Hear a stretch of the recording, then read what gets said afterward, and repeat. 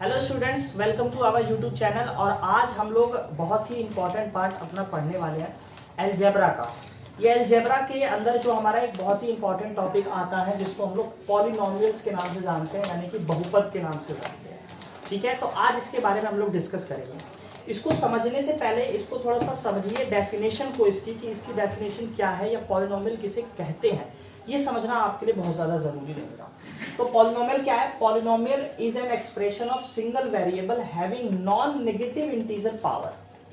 अब इसका मतलब क्या है कि polynomial is an expression of single variable, यानी पॉलिनोमियल क्या होता है? एक सिंगल वेरिएबल होता है जिसकी पावर क्या होती है? नॉन नेगेटिव इंटीजर, जिसकी पावर एक इंटीजर होगी बट कैसी होगी?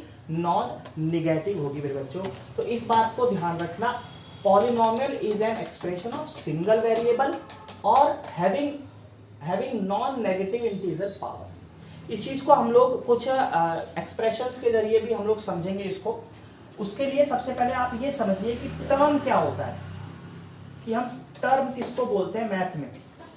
देखो बच्चे, जैसे मैं यहाँ पे लिखूं 8x मैंने लिखा, तो 8x में ये x क्या है? ये x बच्चे इसको हम लोग बोलते हैं वेरिएबल। ये क्या रहेगा? ये हमारा हो जाएगा वेरिएबल। ठीक है, और यहाँ पे जो ये 8 है, ये जो इसको हम लोग नंबर पार्ट बोलेंगे, ये क्या है? नंबर है, तो इसको मैं नंबर पार्ट बोल देता हूँ। नंबर पार्ट है, और नंबर पार्ट जो होता है किसी भी टर्म में, उसको हम लोग क्या बोलते हैं? कोफिशिएंट बोलते हैं। क्या बोलते हैं? उसको हम लोग कोफिशिएंट बोलेंगे। इस बात को ध्यान रखना, उसको हम लोग कोफिशिएंट के नाम से जानते हैं, यानी कि इसको गुणांक भी कहते हैं हिंदी में, और कोफिशिएंट भी कह सकते हो, कहीं कांस्टेंट शब्द का भी यूज कर सकते हैं, कांस्टेंट। ठीक है, इसको हम लोग कांस्टेंट भी कहते हैं, क्योंकि नंबर जितने भी होते हैं सभी क्या है? कांस्टेंट है भाई। 8 8 ही रहेगा, 9 9 ही रहेगा, बदलेगा नहीं। हाँ, वेरिएबल की वजह से इस पूरी टर्म की वैल्यू चेंज हो सकती है, यहाँ पे ध्यान रखना। क्योंकि जैसे ये 8x है, अगर आप x की वैल्यू 1 रखते हो तो 8 इंटू 1 8 ही आएगा। अगर x की वैल्यू 2 रखोगे तो 8 इंटू 2 ये क्या हो जाएगा? 16 हो जाएगा। तो यानी वेरिएबल की वैल्यू फिक्स नहीं होती, वेरिएबल जैसे जैसे हम चेंज करेंगे उसकी वैल्यू जो है, टर्म की पूरी वैल्यू जो है चेंज होती जाएगी। तो मेरे ख्याल से टर्म आपको समझ में आ रहा होगा कि टर्म क्या होती है, इस चीज को ध्यान रखना। अब हम बात कर रहे थे सिर्फ और सिर्फ पॉलिनोमियल हमारा क्या होता है, तो इसको समझिए। मैंने पहले ही बताया कि पॉलिनोमियल्स क्या है। पॉलिनोमियल्स हमारा सिंगल वेरिएबल होता है। सिंगल वेरिएबल, जैसे मैंने यहाँ पे आपके सामने लिखूं कि भाई x² प्लस y², मैंने आपके सामने एक ये एक्सप्रेशन लिखा x² और y²। मैंने बताया भाई क्या ये पॉलिनोमियल होगा? तो भाई ये पॉलिनोमियल नहीं होगा, क्योंकि यहाँ पे हमने किस चीज के बारे में सीखा कि पॉलिनोमियल क्या होता है? सिंगल वेरिएबल होता है। यहाँ पे क्या है? ये दो वेरिएबल है, x और y, दो अलग अलग वेरिएबल है, तो ये हमारा नहीं होगा। इसके बाद अगर मैं आपसे बात करूं, जैसे मैं यहाँ पे ले लेता हूं a² प्लस 1/a², मैंने ले लिया भाई। a b c x y सब वेरिएबल ही है। मैं बोलूंगा भाई ये क्या, ये वेरिएबल जो है, ये यहाँ पे जो मैंने एक एक्सप्रेशन लिखा है, क्या ये पॉलिनोमियल है हमारा? तो इसको भी देखेंगे, तो भाई ये भी पॉलिनोमियल नहीं होगी। आप कहोगे क्यों नहीं होगा भाई? इसमें तो सिंगल ही वेरिएबल है। लेकिन बच्चे, सिंगल वेरिएबल के साथ साथ पावर क्या होनी चाहिए? नॉन नेगेटिव इंटीजर होनी चाहिए। अगर आप इसको देखोगे तो इसको आप ऊपर लेके जाओगे तो a की पावर -2 हो जाएगा और नेगेटिव इंटीजर हो जाएगी, जबकि पावर पॉलिनोमियल में कैसी होनी चाहिए? नॉन नेगेटिव इंटीजर पावर जो है ये बोल रहा है।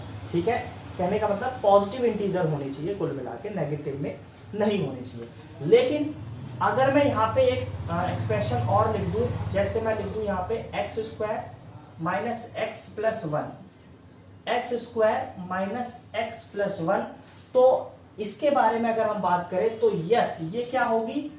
पॉलिनोमियल है। ये पॉलिनोमियल कैसे है? देखो, सिंगल वेरिएबल है और पावर भी क्या है इसकी? नॉन नेगेटिव इंटीजर है। पावर क्या है? नॉन नेगेटिव इंटीजर है। कंफ्यूज नहीं होना है। कुछ लोग कहेंगे जी यहाँ पे तो 1 है, देखो इस 1 को मैं क्या किसी x की पावर 0 ले लूं तो यहाँ पे 1 ही तो आएगा। अगर आप 1 ले रहे हो भाई, 1 क्या है? 1 की जगह मैं x की पावर 0 भी तो लिख सकता हूँ, तो क्या है? सिंगल वेरिएबल ही तो होगा। फिर भी वो यहाँ पे 1 लिख दे चाहे x की पावर 0, बात एक ही रहेगी। तो ये क्या है? ये हमारा पॉलिनोमियल होगा। कहने का मतलब आप समझ सकते हो। आप कई और भी एक्सप्रेशन देख सकते हो, जैसे मैं और एक्सप्रेशन ले सकता हूँ, जैसे मैं 2x² माइनस 3x प्लस 2, मैंने ये एक्सप्रेशन लिख दी। तो ये भी क्या है, ये भी एक पॉलिनोमियल होगा, ये भी क्या होगा, एक पॉलिनोमियल सी होगा, ध्यान रखिएगा, ठीक है ना। हालांकि सिंगल वेरिएबल की बात करते हैं आगे, अगर हम लोग देखें तो इसमें डबल वेरिएबल भी होते हैं, लेकिन वो एक अलग बात है। अभी के लिए हमें समझना क्या है कि पॉलिनोमियल क्या है, एक सिंगल वेरिएबल होता है। हाँ, एक एग्जांपल आप और देख सकते हैं, जैसे मैं यहां लिख दूं x² प्लस रूट x मैंने लिख दिया। तो यहां पे आप अगर देखोगे तो भाई ये तो ठीक है, लेकिन यहां पे अगर देखोगे तो पावर, रूट का मतलब क्या होता है, पावर में 1/2, तो ये भी जो है पॉलिनोमियल नहीं होगा, क्योंकि पावर क्या होनी चाहिए, power single variable positive integer होनी चाहिए। ये क्या है, ये पॉइंट में आएगा, ये डेसिमल हो जाएगा, इस बात को ध्यान रखना, ठीक है।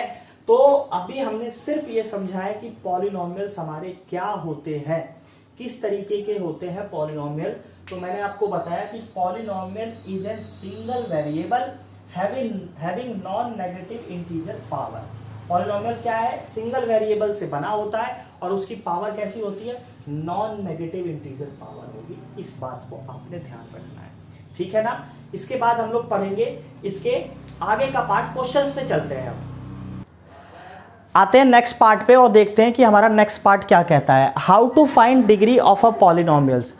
किसी भी पॉलिनोमियल्स के अंदर डिग्री का क्या रोल होता है, इसको समझना भी हमारे लिए बहुत ज़रूरी रहेगा कि पॉलिनोमियल की डिग्री कैसे फाइंड करते हैं। जैसे मैं यहाँ पे एक एक्सप्रेशन लिख दूँ कि 4x minus 5x² plus 3, 4x minus 5x² और प्लस 3, मैं यहाँ पे बोलूँ कि find the degree of this expression, कि इसकी एक्सप्रेशन की डिग्री क्या होगी। तो ध्यान रखना कि डिग्री क्या होती है, डिग्री किसी भी एक्सप्रेशन की जो हाईएस्ट पावर होगी, किसी भी वेरिएबल की, यहाँ पे एक्सप्रेशन में वेरिएबल की जो हाईएस्ट पावर होगी वही क्या होगी, वही उसकी क्या होगी, डिग्री होगी, ध्यान रखना। जैसे यहाँ पे सबसे मैक्सिमम पावर क्या है, 2 है, x की पावर 2 है, तो यहाँ पे इसकी डिग्री क्या हो जाएगी, 2 हो जाएगी। और एक नोट पॉइंट यहाँ ये होगा कि हमेशा जो एक्सप्रेशंस होते हैं हमारे, उनको डिग्री के अकॉर्डिंग ही लगाया जाता है, डिग्री के अकॉर्डिंग ही अरेंज किया जाता है, इस बात को ध्यान रखना। जैसे अगर मैं इसको अरेंज करूं तो इसका एक्चुअल अरेंजमेंट जो होगा वो क्या होगा कि पहले x² वाली टर्म आएगी, फिर x वाली टर्म आएगी और फिर कांस्टेंट वैल्यू आएगी, ध्यान रखिएगा। तो इस पूरे को विद सिंबल, इस पूरे के पूरे को, पूरी की पूरी जो टर्म लिखी है इसको विद सिंबल आप उठा के यहाँ लिख दीजिए। ये प्लस का है, फिर x आ जाएगा और इसके बाद फिर आना चाहिए कांस्टेंट वैल्यू।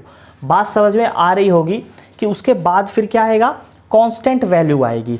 इस तरीके से एक और एग्जांपल हम लोग देख सकते हैं। जैसे मैं यहाँ पे एक लिख दूँ कि x की पावर 3 माइनस 2x की power 4 plus 3x² plus x plus 2। इस तरीके से मैंने एक एक्सप्रेशन लिखी और इसमें पूछा कि बताएं इसकी जो है डिग्री क्या होगी, इसकी डिग्री क्या होगी। तो इसकी डिग्री क्या होगी, यहाँ पे देख सकते हैं, इसकी डिग्री होगी बच्चे 4, ठीक है ना, क्योंकि हाईएस्ट पावर क्या है, 4 है, तो वही इसकी डिग्री होगी। और अरेंजमेंट की बात करें तो सबसे पहले पावर 4 वाला आएगा, फिर यहाँ पे पावर 3 वाला आएगा, x³ आएगा, फिर स्क्वायर वाला आएगा, फिर सिंगल आएगा और फिर कांस्टेंट वैल्यू आएगी। ये अरेंजमेंट होता है। तो आपको क्या समझ में आया कि किसी भी पॉलिनोमियल्स की जो डिग्री होती है वो उसकी हाईएस्ट पावर होगी, कोई भी एक्सप्रेशन जो दिया होगा, और polynomials is arrange by according to the degrees, ठीक है। इस बात को आपको ध्यान रखना है। चलते हैं इसके आगे के नेक्स्ट पार्ट पे और देखते हैं कि और किस टाइप के क्वेश्चन हमें देखने को इसमें मिलते हैं। देखते हैं अब आगे के क्वेश्चंस को और ये एनसीईआरटी के क्वेश्चंस को सॉल्व करने की कोशिश करते हैं। तो क्वेश्चन हमसे क्या कह रहा है कि which of the following expressions are polynomials. हमें खाली ये बताना है कि कौन सी एक्सप्रेशन है जो हमारी पॉलिनोमियल्स है। देखिए यहाँ से क्वेश्चन अच्छे बनते हैं, ये हमारे 9th 10th के भी बनते हैं और आगे अगर आप कॉम्पिटिटिव एग्जाम्स देंगे तो वहाँ पर भी आपको इस टाइप के क्वेश्चन अधिकतर देखने को मिलते हैं, ठीक है। तो अभी हमने पॉलिनोमियल्स की डेफिनेशन पढ़ी। पॉलिनोमियल में हमेशा आपको दो बातें याद रखनी है। पॉलिनोमियल जब भी आप पढ़ें आपको दो बातें ज़रूर याद रखनी है। एक तो सिंगल वेरिएबल आपको याद रखना है, और दूसरा याद करनी है पावर, कि पावर क्या होगी, पावर नॉन निगेटिव होगी, नॉन निगेटिव इंटीजर होगी, ठीक है, नॉन नेगेटिव इंटीजर होगी पावर। तो अब देखिए सबसे पहले क्वेश्चन पे आते हैं, सिर्फ हमें यस और नो बताना है कि पॉलिनोमियल है कि नहीं। तो अगर ध्यान से देखो यहाँ पे सिंगल वेरिएबल है, यहाँ पे सिर्फ x की बात हो रही है, सिंगल वेरिएबल है, और वेरिएबल की जो पावर है देखिए 2 है, जो कि एक हमारा नॉन नेगेटिव इंटीजर है। तो ये हमारा क्या हो जाएगा, yes, this is a polynomials, ठीक है। इस बात को हमने ध्यान रखना होता है बस।